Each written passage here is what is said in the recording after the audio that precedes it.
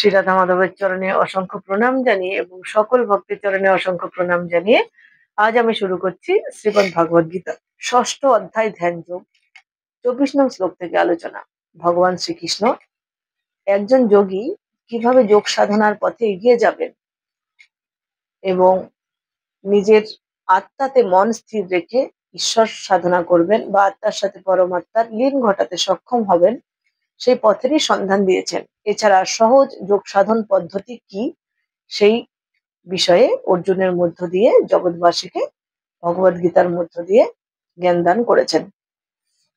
স্বনিশ্চয়েন যোক্তব্য যোগ্যঃ নির্বিণ্ণ চেতসা সংকল্প প্রভবান কামাংস্ত্যক্তা সর্বান শেষত মনসৈবেন্দ্রিয় গ্রামং বিনিয়ম্য সমন্তত। অবিচলিত অধ্যবসায় ও বিশ্বাস সহকারে যোগ অনুশীলন করা উচিত। সংকল্পজাত সমস্ত কামনা সম্পূর্ণরূপে ত্যাগ করে মনের দ্বারা ইন্দ্রিয়গুলিকে সমস্ত দিক থেকে নিয়ন্ত্রণ করাই কর্তব্য। অর্থাৎ যোগীকে দৃঢ় সংকল্প ও ধৈর্য সহকারে অবিচলিত থেকে যোগ অভ্যাস করতে হবে। কোনো এক সময় সাধনায় অবশ্যই তাহলে সে সিদ্ধি লাভ করতে পারবে। এইভাবে তাকে আশাবাদী হতে হবে। ধৈর্য সহকারে যোগ অনুশীলনের পথে তাকে এগিয়ে যেতে হবে। সাফল্য লাভে বিলম্ব হলে তাকে কখনোই নিরাশ হওয়া উচিত নয়। আশা রাখতে হবে এক সময় না এক সময় সে সফল হবেই। তাই দৃঢ় সংকল্প নিয়ে যোগ অভ্যাস করতে হবে অবশ্যই, তাহলে তিনি সফল হতে পারবেন। ভক্তিযোগ সম্বন্ধে শ্রীলরূপ গোস্বামী বলেছেন, আন্তরিক উৎসাহ, ধৈর্য ও দৃঢ় বিশ্বাস সহকারে ভক্ত সঙ্গে ভক্তির অনুকূল কর্ম সম্পাদন করে এবং কেবল সত্য গুণময়ী কর্ম সাধন করার মাধ্যমে ভক্তি যোগে সাফল্য লাভ করা যাবে। তাই যোগ সাধনা করতে হবে এবং কৃষ্ণ ভাবনাময় হয়ে ভক্তি যোগ সাধন করলে অনেক সহজেই সেই ব্যক্তি ঈশ্বর সন্ধানের পথে এগিয়ে যেতে পারবেন এবং এক দিব্য আনন্দের অনুভূতি পাবেন। শনৈ শনৈরূপ পরমেদ বুদ্ধা ধৃতি গৃহীতয়া আত্মসংস্থাং মনোকৃত্যান কিঞ্চিদপি চিন্তয়েৎ। ধৈর্যযুক্ত বুদ্ধির দ্বারা মনকে ধীরে ধীরে আত্মাতে স্থির করে এবং অন্য কিছুই চিন্তা না করে সমাধিস্থ হতে হয়। অর্থাৎ সুদৃঢ় বিশ্বাস, ধ্যান ও ইন্দ্রিয় নিবৃত্তির দ্বারা মনকে সর্বতোভাবে সংযত করে সমাধিস্থ হতে হয়। তখন দেহতে আত্মবুদ্ধি হওয়ার আর কোনো আশঙ্কায় থাকে না, বা জড়দেহের অস্তিত্ব থাকার ফলে জড় জগতের সঙ্গে যুক্ত থাকলেও কখনোই ইন্দ্রিয় তৃপ্তির কথা যোগীর চিন্তা করাই উচিত নয়। যত যত নিশ্চলতি মনশ্চঞ্চল মস্থিরম ততস্তত নিয়মৈ তদাত্মনেব্য বসংনয়েৎ।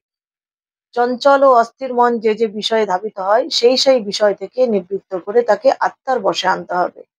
মন স্বভাবত চঞ্চল ও অস্থির, কিন্তু আত্মতত্ত্বজ্ঞ যোগী সেই চঞ্চল এবং অস্থির মনকে ধীরে ধীরে শান্ত করে নিয়ন্ত্রণ করবেন। মনের দ্বারা তার নিয়ন্ত্রিত হওয়া কখনোই উচিত নয়, নিজেই তার মনকে নিয়ন্ত্রিত করবেন। তাই তিনি যথার্থ গোস্বামী বা স্বামী, যিনি নিজের মনকে বশ করতে পেরেছেন। বিশুদ্ধ ইন্দ্রিয়ের দ্বারা ভগবান শ্রীকৃষ্ণের সেবা করলে ধীরে ধীরে ব্যক্তির মন ঈশ্বরমুখী হবে এবং এক দিব্য আনন্দের অনুভূতি পেতে পেতে সহজেই সেই ভক্ত ভগবত ধামে পৌঁছাতে পারবে। তাই ইন্দ্রিয়গুলিকে পূর্ণরূপে বশ করার প্রথম প্রচেষ্টাই হলো আত্মতত্ত্ব জ্ঞান লাভের মধ্য দিয়ে ভগবানের সেবায় দেহ মন প্রাণ নিযুক্ত করা। তাহলেই সেই ভক্ত ভগবানের শুদ্ধ ভক্তে পরিণত হয়ে ভগবান সেবার মধ্য দিয়ে জীবনযাপন করতে এক অতি অপ্রাকৃত আনন্দের অনুভূতি পাবেন। এই আনন্দের অনুভূতি পেতে পেতে তিনি ঈশ্বর সেবায় আরো বেশি নিজেকে নিয়োজিত করবেন, ধীরে ধীরে ভগবত ধামে অনায়াসে পৌঁছে যেতে পারবেন। তাই ভগবান বলেছেন, এটাই হচ্ছে সব থেকে যোগ সাধনার সহজ পন্থা। প্রশান্ত মনসং হেনং যোগিনং সুখমুত্তমম উপৈতি সন্তরজসং ব্রহ্মভূতম কল্পসম। ব্রহ্মভাব সম্পন্ন প্রশান্ত চিত্ত, রজগুণ প্রশমিত ও নিষ্পাপ হয়ে যার মন আমাতে নিবিষ্ট হয় তিনি পরম সুখপ্রাপ্ত হন। ব্রহ্মভাব সম্পন্ন বলতে ভগবানকে বোঝানো হয়েছে, ভগবানের ধাম, ভগবান প্রাপ্তি। প্রশান্ত চিত্ত, মনকে শান্ত করতে হবে। রজগুণ প্রশমিত, নিষ্পাপ হয়ে অর্থাৎ মন থেকে সমস্ত কামনা বাসনাকে দূর করতে হবে। পারমার্থিক জ্ঞানাগ্নি দ্বারা হৃদয়কে দগ্ধ করে তাকে পবিত্র হতে হবে। পবিত্র মনে ভগবানের শ্রীচরণে নিজের মনকে নিবিষ্ট করলে তিনি পরম সুখপ্রাপ্ত হবেন। অর্থাৎ ভগবানের সন্ধান করতে করতে এক দিব্য আনন্দের অনুভূতি লাভ করবেন। তিনি ঈশ্বর সন্ধানে ব্রতী হয়ে একসময় ঠিক ভগবানের ধামে পৌঁছাতে পারবেন। তাই জড় কলুষ থেকে মুক্ত হয়ে ভগবানের অপ্রাকৃত সেবায় সর্বতোভাবে নিয়োজিত হওয়ার কথাই ভগবান শ্রীকৃষ্ণ বলেছেন। ভগবত ভক্তি বা কৃষ্ণ ভাবনামৃতে নিত্য তন্ময় থাকলে রজগুণ ও সব রকমের জড় কলুষ থেকে সহজে মুক্ত হওয়া যায়। যুঞ্জন এবং সদাত্মানং যোগী বিগত কলমশ সুখেন ব্রহ্ম সংস্পর্শ মতন্ত সুখমশ্নুতে। এভাবে আত্মসংযমী যোগী নিরন্তর যোগ সাধনায় স্থিত থেকে জড় জগতের সমস্ত কলুষ থেকে মুক্ত হন এবং ভগবানের প্রেমময়ী সেবার মাধ্যমে ব্রহ্ম সংস্পর্শ রূপ পরম সুখ আস্বাদন করেন। আত্ম উপলব্ধির অর্থ হচ্ছে ভগবানের সাথে আমাদের নিত্য সম্পর্কের পরিপ্রেক্ষিতে আমাদের স্বরূপ সম্বন্ধে জানা। জীবাত্মা ভগবানের অপরিহার্য অংশ এবং ভক্তি সহকারে ভগবানের সেবা করাই আমাদের কর্তব্য। অর্থাৎ আমরা ভগবানের নিত্য দাস, কারণ ভগবানই আমাদের সৃষ্টি করেছেন এবং তিনি পালন করছেন। তিনি নিরন্তর চেষ্টা করছেন নিজের ধামে ফিরিয়ে নিয়ে যেতে। তাই আমরাও ভগবানের সেবায় নিজেকে নিয়োজিত করলে ভগবান ঠিক আমাদের নিজের ধামে ফিরিয়ে নিয়ে যেতে পারবেন। তাই ভগবানের সেবা করাই আমাদের প্রাথমিক কর্তব্য। ভগবানের সাথে এই অপ্রাকৃত সম্পর্ককে বলা হয় ব্রহ্ম সংস্পর্শ। সর্বভূতস্তমাত্মানং সর্বভূতানি চাত্মনি ঈক্ষতে যোগযুক্তাত্মা সর্বত্র সমদর্শন। প্রকৃত যোগী সর্বভূতে আমাকে দর্শন করেন এবং আমাতে সবকিছু দর্শন করেন। সেই পরম ব্রহ্মস্বরূপ আমাকে যোগযুক্ত আত্মা সর্বত্রই দর্শন করেন। পরমাত্মা রূপে ভগবান সকলের হৃদয়ে অবস্থান করেন। তিনি যেমন ব্রাহ্মণের হৃদয়ে অবস্থান করেন, তেমনি আবার বিভিন্ন পশুর হৃদয়ে অবস্থান করেন। কিন্তু যিনি যোগী, তিনি এই পশু এবং ব্রাহ্মণের মধ্যে কোনো পার্থক্য করেন না, কারণ আত্মা এক। কর্মফল ভোগের জন্যই জীব বিভিন্ন আত্মায় দেহ ধারণ করে আছে। তাই যিনি যথার্থ যোগী, উন্নত পারমার্থিক জ্ঞান লাভ করেছেন, তিনি জানতে পারেন যে কোনো জীবের মধ্যে আত্মাগত কোনো পার্থক্য নেই। পার্থক্য হচ্ছে কর্মফল জনিত জড়দেহ ধারণ। তার কর্মফল ভোগ করার জন্য বিভিন্ন দেহে তার আত্মা অবস্থান করেছে। তাই একটি পশুর আত্মা এবং ব্রাহ্মণের আত্মা তার কাছে সমান। উভয়কে তিনি সমানভাবে দেখেন। উভয় তার কাছে সমভাবেই দর্শিত হয়। জীব সর্বদাই ভগবানের শক্তিতেই অধিষ্ঠিত। প্রতিটি জীব কোনো না কোনো ভাবে ভগবানের মধ্যে অবস্থিত। তাই যোগী সর্বভূতে সমদৃষ্টি সম্পন্ন। তিনি দেখেন জীবসমূহ তাদের কর্মফল অনুসারে ভিন্ন ভিন্ন পরিস্থিতি থাকলেও সর্ব অবস্থাতে তারা ভগবানের নিত্য দাস। জীব যখন ভগবানের অপরা শক্তিতে বদ্ধ অবস্থায় থাকে, তখন সে জড় ইন্দ্রিয়ের দাসত্ব করে। আর যখন সে ভগবানের পরাশক্তিতে অধিষ্ঠিত হয়, তখন সে সাক্ষাৎ ভগবানের সেবায় নিয়োজিত হয়। উভয় অবস্থাতেই জীব ভগবানের নিত্য দাস। তাই সর্বভূতের প্রতি এই সমদর্শন তা কৃষ্ণ ভাবনাময় ভক্তই পূর্ণরূপে প্রাপ্ত হন। যো মাং পশ্যতি সর্বত্র সমং চ ময়ি পশ্যতি তস্যহং ন প্রণশ্যামি স চ মে ন প্রণশ্যতি। যিনি সর্বত্র আমাকে দর্শন করেন এবং আমাতেই সমস্ত বস্তু দর্শন করেন, আমি কখনোই তার অগোচর হই না এবং তিনিও আমার অগোচর হন না। অর্থাৎ যে ভক্ত সর্বদাই দেহ মন প্রাণ ঈশ্বরের সেবা নিয়োজিত করেছেন, তিনি এক মুহূর্তের জন্য ভগবানকে ভোলেন না। ঠিক ভগবানও তাই ভক্তের হৃদয়ের ভাব বোঝেন এবং তিনিও ভক্ত সঙ্গ থেকে কখনোই দূরে সরে থাকেন না। সবসময় তিনি ভক্তের কাছেই অবস্থান করেন। তাই কৃষ্ণ ভাবনাময় ভক্ত নিশ্চিতভাবে সর্বত্র ভগবান শ্রীকৃষ্ণকে দর্শন করেন। তিনি সবকিছু শ্রীকৃষ্ণের মধ্যেই দেখতে পান। কিছু সবকিছুই তার কৃষ্ণময় হয়ে ওঠে। তিনি পূর্ণরূপে কৃষ্ণ প্রেমে আবিষ্ট হয়ে যান।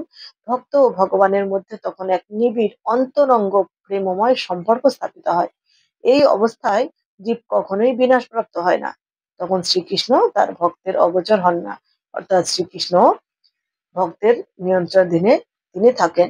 ভগবানের ভাবনাকে তিনি সেই পথ ভক্তের ভাবনাকে ভগবান সেই পথেই পরিচালিত করেন।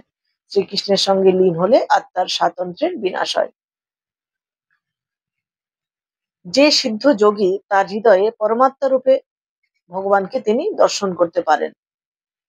এই ধরনের সিদ্ধ যোগী শুদ্ধ ভগবত ভক্তে পরিণত হতে পারেন এবং এক মুহূর্তের জন্য তিনি ভগবানকে না দেখে থাকতে পারেন না।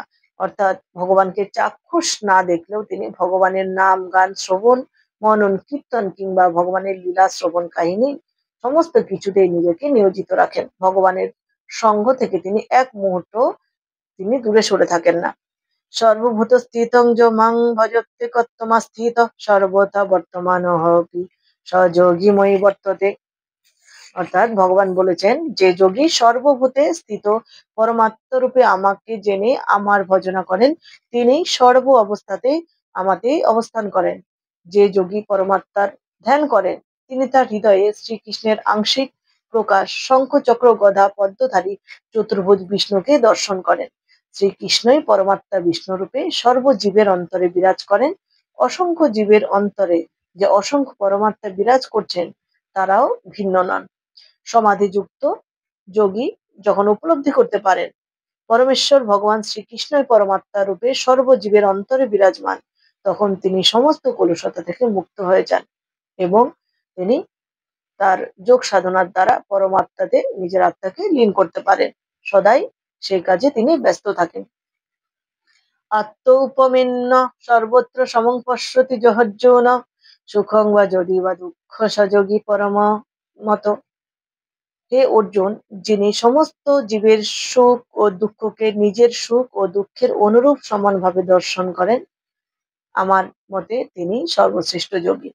সিদ্ধ যোগী জানেন জড় প্রকৃতির গুণে আবদ্ধ জীব শ্রীকৃষ্ণের সঙ্গে তার নিত্য সম্পর্কের কথা ভুলে গেছেন, তাই ত্রিতাপ জ্বালা ভোগ করছে। আর কৃষ্ণ ভাবনাময় ভক্ত নিজের আনন্দের স্বাদ লাভ করার ফলে সর্বত্র কৃষ্ণ ভাবনামৃতের জ্ঞান বিতরণ করার চেষ্টা করেন। অর্থাৎ সমস্ত জগৎই তার কৃষ্ণ ভাবনাময়। তিনি ভগবানের নাম গান যেমন নিজে শ্রবণ মনন কীর্তন করেন, আবার ভগবানের নাম গান প্রচারে তিনি সর্বদাই ব্যস্ত থাকেন। তিনি জগতের শ্রেষ্ঠ পরোপকারী, তাই কারণ তিনি ভগবানের নাম গান প্রচারের মধ্য দিয়ে বিভিন্ন পাপাত্মাদের উদ্ধার করতে পারেন, বিভিন্ন পাপিষ্ঠদের উদ্ধার করতে পারেন। কারণ নাম গান ঈশ্বরের নাম গান শ্রবণ মনন ও কীর্তনের মধ্য দিয়ে পূর্বকৃত সমস্ত পাপ নষ্ট হয়ে যায়। তাই ভগবানের পরম ভক্ত নিজে পারমার্থিক জীবনে উন্নতি লাভ করেন এবং অন্য যে কোনো ব্যক্তিকে বা ভক্তকে পারমার্থিক উন্নতি সাধনেও তিনি এগিয়ে যান। তাই তিনি জগতের শ্রেষ্ঠ পরোপকারী। ভগবান বলেছেন, ভাই বলো বন্ধু বলো কেউ কারো নয়, হরি নামের পথে যে নিয়ে যায় সেই তো আপন হয়। তাই এই জগতের শ্রেষ্ঠ পরোপকারী তিনি, যিনি ভগবানের দিব্য নাম প্রচার করেন এবং দিব্য নাম প্রচারের মধ্য দিয়ে এই জড়জাগতিক মোহবন্ধন থেকে অন্য যে কোনো মানুষকে উদ্ধারের কাজে নিজেকে নিয়োজিত করেন। কৃষ্ণ ভক্ত জীবের কল্যাণ সাধনে সবসময় তৎপর থাকে, তাই তিনি সকলের প্রকৃত সুহৃদ। তিনি সর্বোত্তম যোগী, কারণ তিনি ব্যক্তিগত স্বার্থসিদ্ধির জন্য যোগের সিদ্ধি কামনা করেন না, সমস্ত জীবের কল্যাণের জন্যই তিনি সচেষ্ট থাকেন। তিনি জীবের প্রতি কখনোই হিংসা পরায়ণ হন না। শুদ্ধ ভক্ত ও সিদ্ধিকামী যোগীর মধ্যে এটিই হলো পার্থক্য। তাই একজন শুদ্ধ ভক্ত সবসময় ভগবানের দিব্য নাম প্রচারের মধ্য দিয়ে চরম আনন্দের অনুভূতি লাভ করেন। যে যোগী সুষ্ঠুভাবে ধ্যান করার উদ্দেশ্যে নির্জনে গমন করেন তিনি প্রতিটি মানুষকে কৃষ্ণ ভক্তে পরিণত করার জন্য প্রয়াসী। ভগবত ভক্তের মতো কখনোই উন্নত নন, কারণ সেই ব্যক্তি নিজে পারমার্থিক দিক থেকে উন্নতি লাভ করতে পারেন, কিন্তু যে ব্যক্তি অন্যকে পারমার্থিক দিক থেকে উন্নতি সাধনে সাহায্য করে তিনি যথার্থ যোগী। তাই ভগবান শ্রীকৃষ্ণ বলেছেন যে ভগবানের নাম গান শ্রবণ মনন এবং ভগবানের দিব্য নামের প্রচার উভয় পথেই যথার্থ ঈশ্বরের সন্ধান পাওয়া যায়। যথার্থ যোগ সাধনার একমাত্র পদ্ধতি হলো ভগবানের নাম গান শ্রবণ মনন কীর্তন এবং সৎসঙ্গ করা। সৎসঙ্গে সমস্ত পাপ থেকে মুক্ত হওয়া যায়। তাই আমাদের প্রত্যেক মনুষ্য জীবের অবশ্য পালনীয় কর্তব্য হচ্ছে সৎসঙ্গ, কারণ সৎসঙ্গে স্বর্গবাস। আগুনের সংস্পর্শে যেমন যে কোনো বস্তু উত্তপ্ত হয়, তেমনি সৎসঙ্গে আমরা সৎ গুণাবলী লাভ করতে পারবো। ভগবানের সঙ্গ করার মধ্য দিয়ে ভগবানের গুণাবলী লাভ করতে পারবো।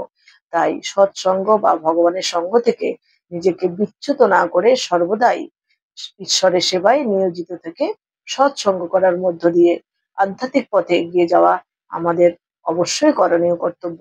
তাই আজ ভিডিওটি এ পর্যন্তই সমাপ্ত। দেখা হবে পরের ভিডিওতে। সকলে ভালো থাকবেন, সুস্থ থাকবেন। সমস্ত ভগবত ভক্তের কাছে আমার একান্ত অনুরোধ, অবশ্যই শ্রীমদ্ ভগবত গীতার জ্ঞান নিজেরা আত্মস্থ করুন এবং ভিডিওটি লাইক, শেয়ার, সাবস্ক্রাইব অবশ্যই করবেন।